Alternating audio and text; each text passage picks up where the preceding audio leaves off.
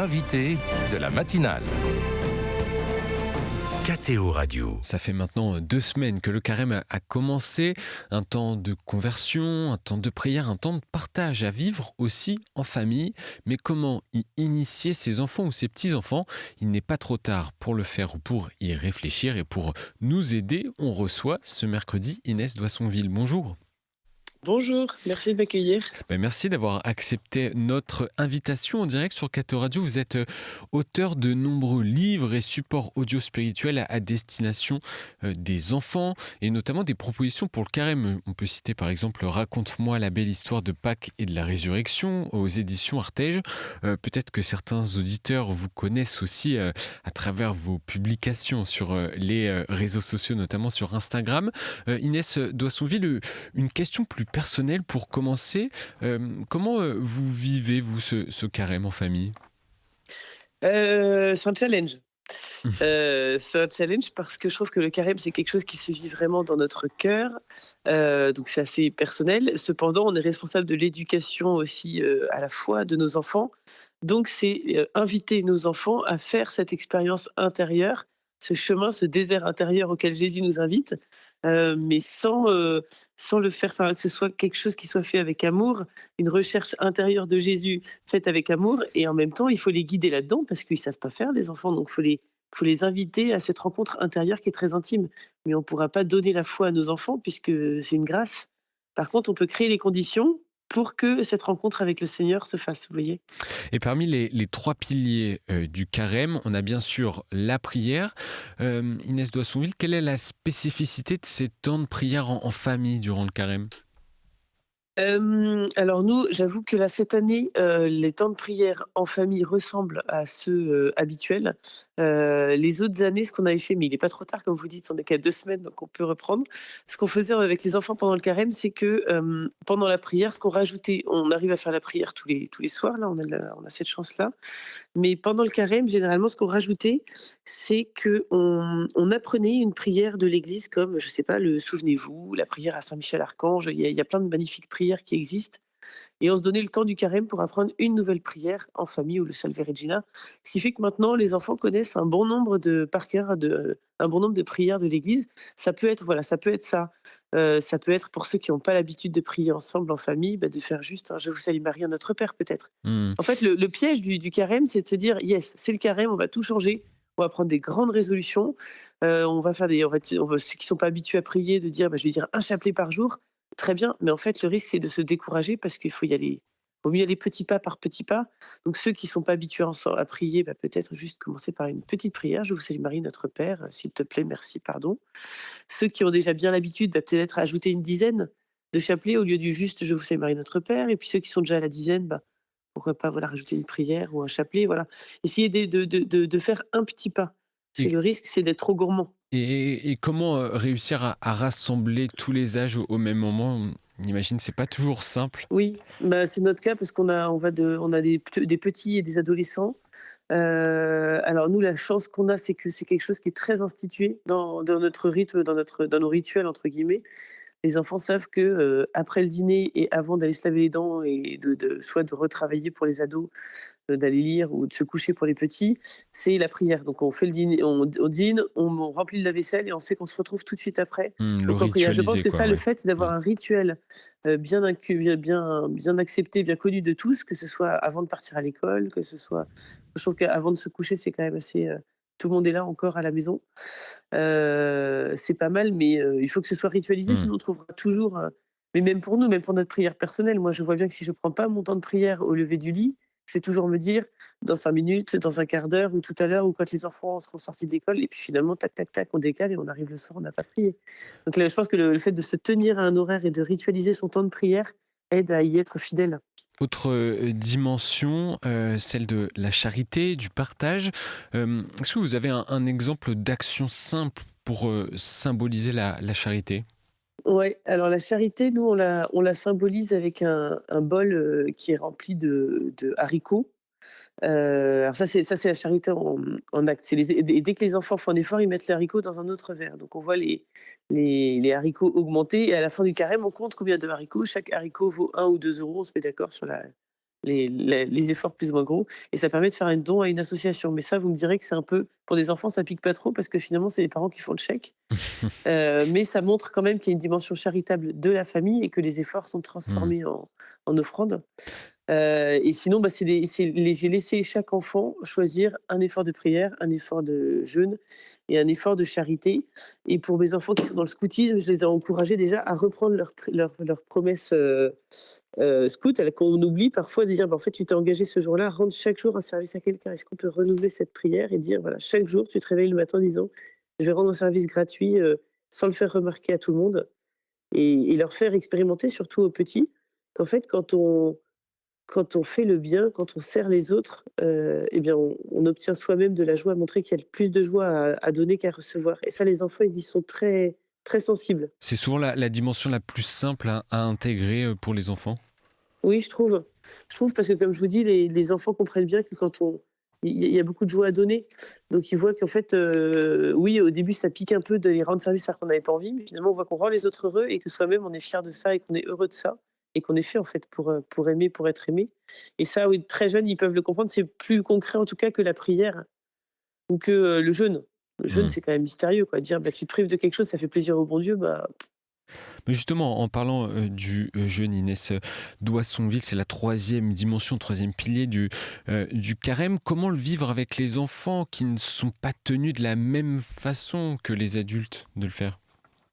ouais, heu, ça c'est plus c'est ce que pardon, c'est ce que je trouve le plus compliqué à faire comprendre aux enfants parce que c'est même moi parfois, ou avec mon mari, on se dit que c'est quand même mystérieux cette histoire de dire: «Bon bah OK, je me prive de douche chaude parfois ou je sais pas d'alcool, de sucre et cetera et ça va faire grandir, l'amour de Dieu en moi».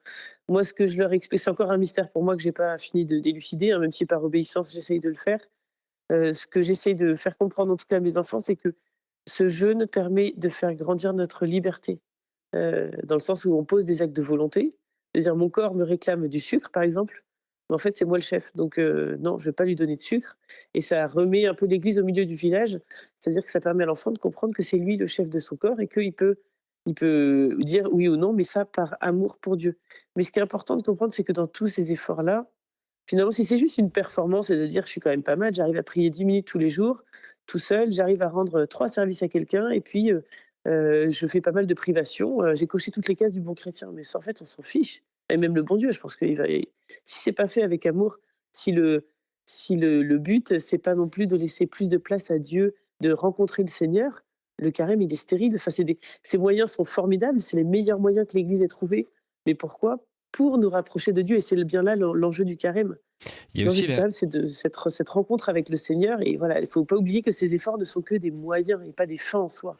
il y a aussi la dimension du combat spirituel, pendant le carême. C'est quelque chose que les enfants, le combat spirituel, ils peuvent comprendre?